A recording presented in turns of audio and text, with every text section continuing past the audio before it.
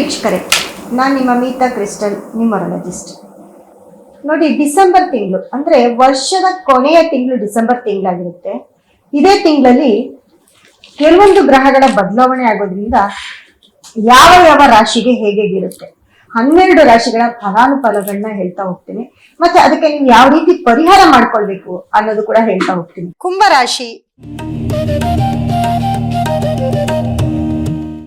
ಕುಂಭರಾಶಿಯ December ತಿಂಗಳ ಒಂದು ಭವಿಷ್ಯ ಹೇಗಪ್ಪ ಇರುತ್ತೆ ಅಂತಂದ್ರೆ, ನೋಡಿ, ಕುಂಭರಾಶಿಯವರಿಗೆ ಆಲ್ರೆಡಿ ಹೇಳ್ತಾ ಬಂದೆ ತುಂಬಾ ಟೈಮ್ ಚೆನ್ನಾಗಿದೆ ಅಂತ. ಯಾಕಂದ್ರೆ ಗುರು 5ನೇ ಮನೆಯಿಂದ 6ನೇ ಮನೇಲಿ ಹೋದಾಗೂ ಕೂಡ ತುಂಬಾ ಚೆನ್ನಾಗಿದ್ರು. ಯಾಕಂದ್ರೆ 2ನೇ ಮನೆ ಅಧಿಪತಿ, ಧನಸ್ಥಾನದ ಅಧಿಪತಿ ಗುರು 6ನೇ ಮನೇಲಿದ್ರು. ಆದ್ರೆ ಈ ಡಿಸೆಂಬರ್ 5ನೇ ತಾರೀಕು ಗುರು ಮತ್ತೆ ಕಟಕ ರಾಶಿಯಿಂದ ಮಿಥುನ ರಾಶಿಗೆ ಬರ್ತಾರೆ. 2ನೇ ಮನೆ ಅಧಿಪತಿ ಅಂತಂದ್ರೆ ನೋಡಿ, 11ನೇವನಾಗಿ 2ನೇ ಮನೆಯವನಾಗಿ ಗುರು 5ನೇ ಮನೇಲಿ ಇರ್ತಾರೆ. 5ನೇ ಮನೇಲಿ ಇದ್ದಾಗ ಎಲ್ಲೋ ಒಂದ್ ಕಡೆ ಕುಂಭರಾಶಿಯವ್ರ ಮನೇಲಿ ಮಕ್ಕಳಿಗೆ ತುಂಬಾ ಚೆನ್ನಾಗಾಗುತ್ತೆ. ಯಾರಿಗೆಲ್ಲ ಮಕ್ಕಳಾಗಿಲ್ಲ ಅವ್ರಿಗೆ ಮಕ್ಕಳಾಗುವಂತ ಭಾಗ್ಯ ಮತ್ತೆ ಫಲಿಸ್ತಾ ಹೋಗುತ್ತೆ. ಅದೇ ರೀತಿ ರಾಶಿಯಾಧಿಪತಿ ಶನಿ 12ನೇವನಾಗಿ ರಾಶಿಯವನಾಗಿ 2ನೇ ಮನೆ ಧನಸ್ಥಾನದಲ್ಲಿ ಇರೋದು ತುಂಬಾ ಪಾಸಿಟಿವ್ ಅಂತ ಹೇಳ್ತೀನಿ. ಕುಂಭರಾಶಿಯವ್ರಿಗೆ ತುಂಬಾ ಟೈಮ್ ಚೆನ್ನಾಗಿರೋ ಅಂತ ಒಂದು ಟೈಮ್ ಅಂದ್ರೆ ಇದೇನೇ ಆಗಿರುತ್ತೆ. ಯಾಕಂದ್ರೆ ಅವ್ರಿಗೆ ಅಂತ ಸೋಲೆ ಏನು ಇಲ್ಲ.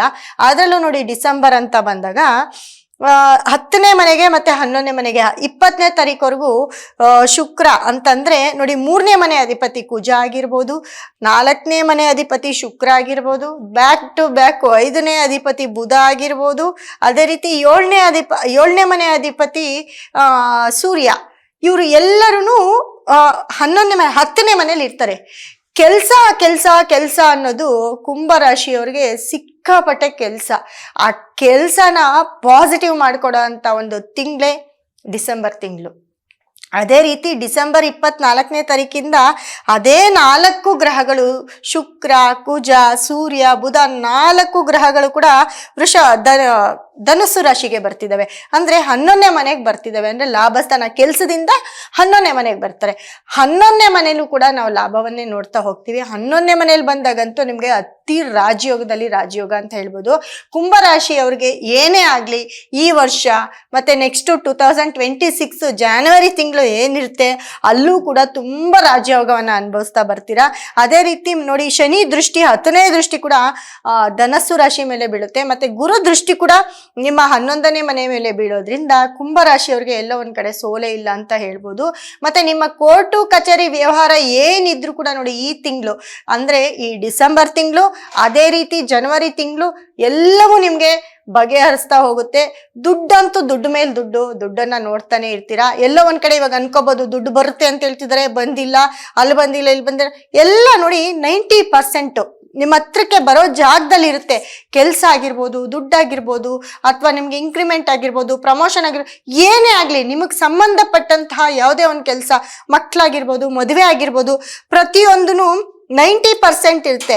ಇನ್ನು 10% ಪೆಂಡಿಂಗ್ ಇರುತ್ತೆ. ಆ 10% ನಿಮ್ಮ ಈ ಡಿಸೆಂಬರ್ ಅಲ್ಲಿ ಹ್ಯಾಪಿಯಾಗಿ ಎಂಜಾಯ್ ಮಾಡ್ತೀರಾ. ಹ್ಯಾಪಿಯಾಗಿ ಎಲ್ಲ ಬಂದು ನಿಮ್ಮ ಮಡಿಲಲ್ಲಿ ಸೇರುತ್ತೆ.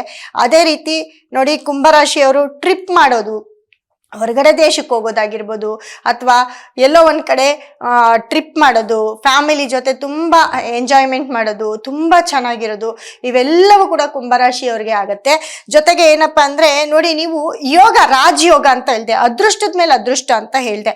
ಈ ಅದೃಷ್ಟನ ಇನ್ನ ದುಪ್ಪಟ್ಟು ಮಾಡ್ಕೊಳ್ಳೋದು ಹೇಗಪ್ಪ ಅಂತಂದ್ರೆ ನೋಡಿ, ಕುಂಭರಾಶಿಯವರು ತುಂಬಾ ಅತಿ ಹೆಚ್ಚು ನೀವು ತುಂಬಾ ಗುರುನ ಆರಾಧಿಸ್ಬೇಕಾಗುತ್ತೆ. ಅಂದ್ರೆ ದಕ್ಷಿಣ ಮೂರ್ತಿಗಳನ್ನ ಆರಾಧಿಸ್ಬೇಕಾಗುತ್ತೆ. ಮತ್ತೆ ರಾಹು ನಿಮ್ಮ ರಾಶಿಯಲ್ಲೇ ಇರೋದ್ರಿಂದ ರಾಹು ಕಾಲವನ್ನ ಮತ್ತೆ ಈ ಭಾನುವಾರ ನೀವು ರಾಹು ಕಾಲದಲ್ಲಿ ನೀವು ಇರೋ ಜಾಗದಲ್ಲಿ ಕೂತ್ಕೊಂಡು ಪ್ರೇಯರ್ ಮಾಡಿ. ಅಂದ್ರೆ ಸಾಯಂಕಾಲ ಬರುತ್ತೆ, ಇರೋ ಜಾಗದಲ್ಲಿ ಕೂತ್ಕೊಂಡು ನೀವು ಪ್ರೇಯರ್ ಮಾಡಿ. ಅದೇ ರಾಹು ಕಾಲದಲ್ಲಿ ನೀವೇನ್ ಅನ್ಕೊಂಡ್ರೆ ಅದು ನಿಮ್ಗೆ ಪಾಸಿಟಿವ್ ಕೊಡ್ತಾ ಹೋಗುತ್ತೆ.